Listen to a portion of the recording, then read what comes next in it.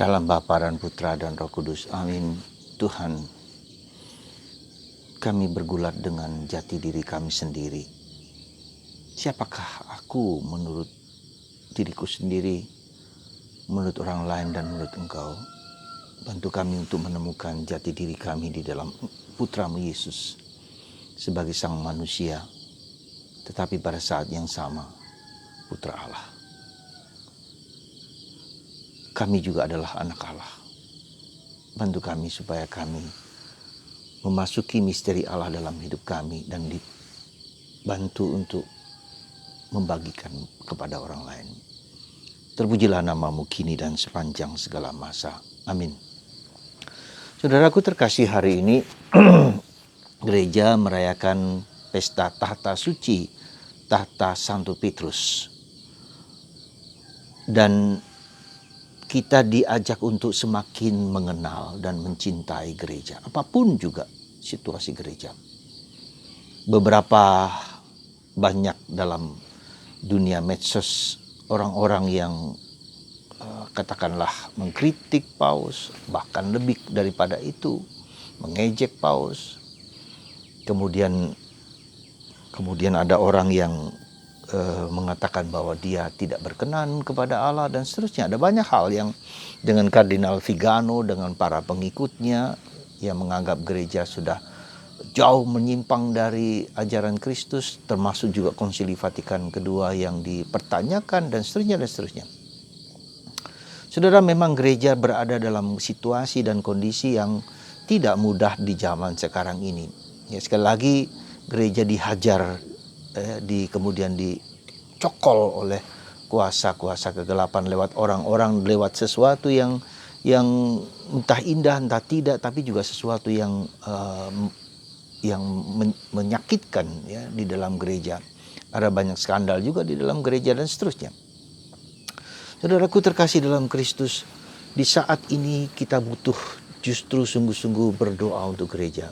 Tidak dengan mengecam, tidak dengan memprotes, tidak dengan membangkang, tetapi justru mendoakan. Ya, karena gereja ini adalah gereja yang didirikan oleh Yesus. Ya, sekali lagi, gereja Katolik adalah gereja yang didirikan oleh Yesus lewat pemimpin Petrus. Dan Petrus dididik oleh Yesus dengan segala kelemahan, keterbatasan, tetapi dia adalah Kefas. Dia adalah Simon Petrus.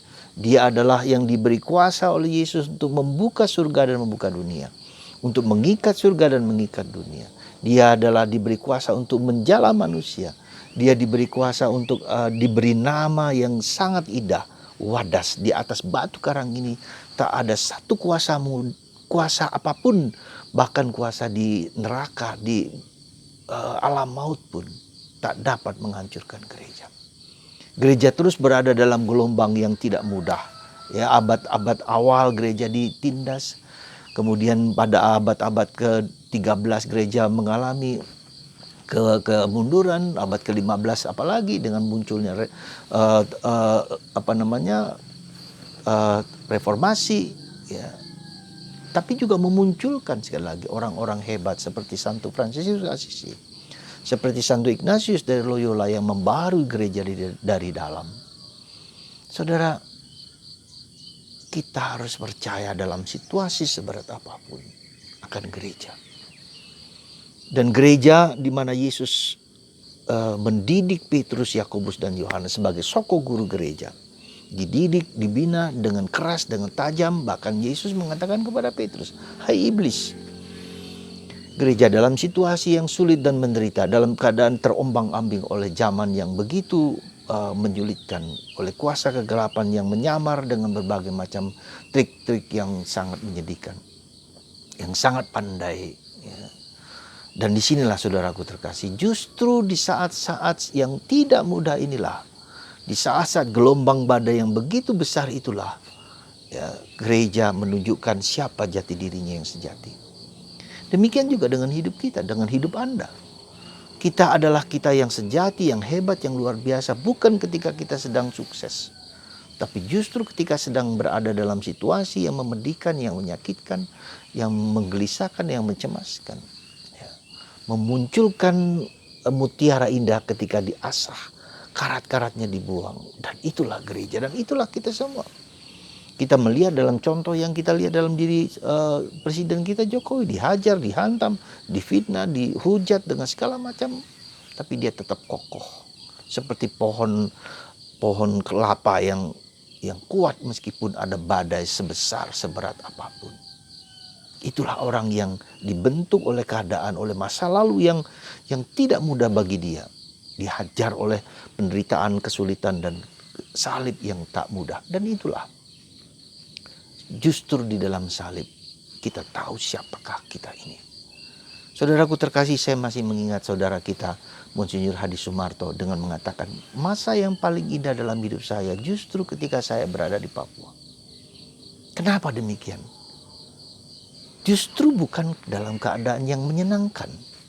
Justru bukan keadaan yang comfortable, tapi justru ketika medan Papua yang begitu berat, begitu sulit, begitu juga tantangan dengan sikap-sikap orang yang tidak bisa antara orang Jawa dan orang Papua.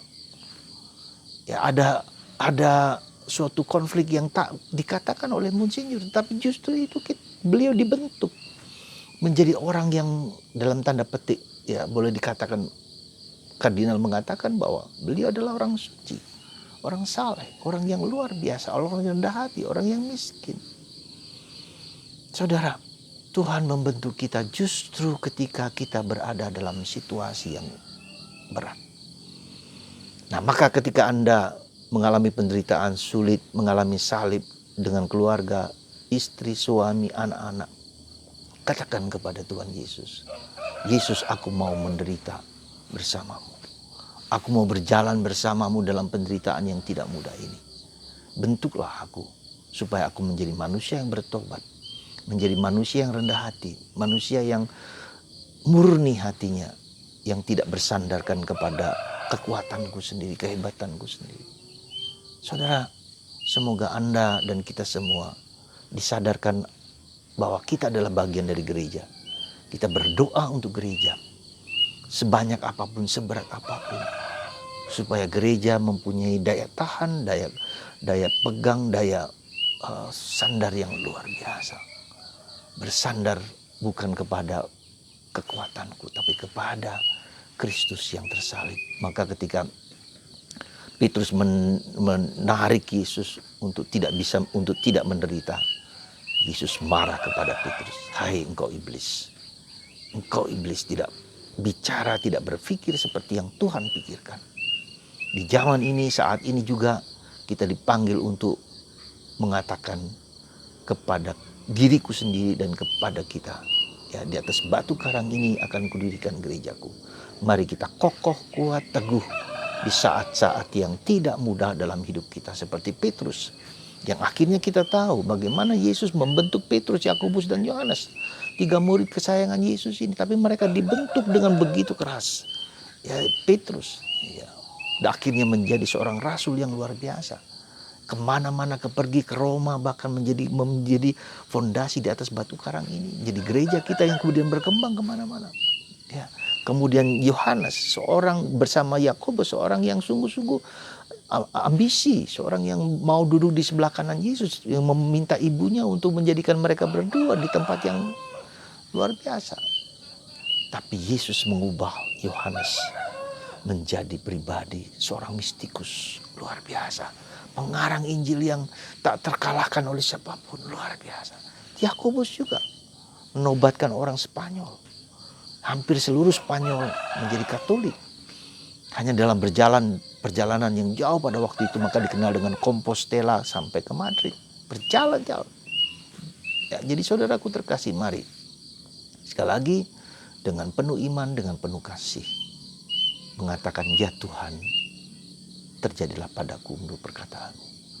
Seorang teman yang jatuh bangun dalam hidup panggilannya, bukan sebagai seorang imam, seorang biarawan, tapi seorang awam yang dipanggil Tuhan, dipilih Tuhan untuk mewartakan kabar gembira. Ketika dia mulai menolak seperti Yunus, ya, kemudian mengalami penderitaan dan penderitaan, sampai akhirnya mengatakan, ya Tuhan, aku mau kau pakai, ya, untuk membantu engkau menyelamatkan manusia yang tersesat, yang jatuh dalam dosa. Luar biasa.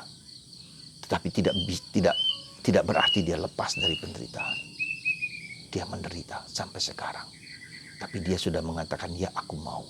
Bagi Anda yang menderita, bagi Anda yang kesulitan, katakan kepada Yesus, Yesus, aku mau kau pakai menjadi alat cintamu dalam kehidupanku sehari-hari seberat apapun. Aku ingin kau murnikan hatiku, pikiranku, dan ingin mengikuti kehendakmu. Semoga Anda menjawab tawaran Tuhan, siapakah yang hendak kuutus? Katakan dengan sungguh-sungguh, ya aku mau kau utus. Tuhan memberkati kita semua dalam nama Bapa dan Putra dan Roh Kudus. Amin.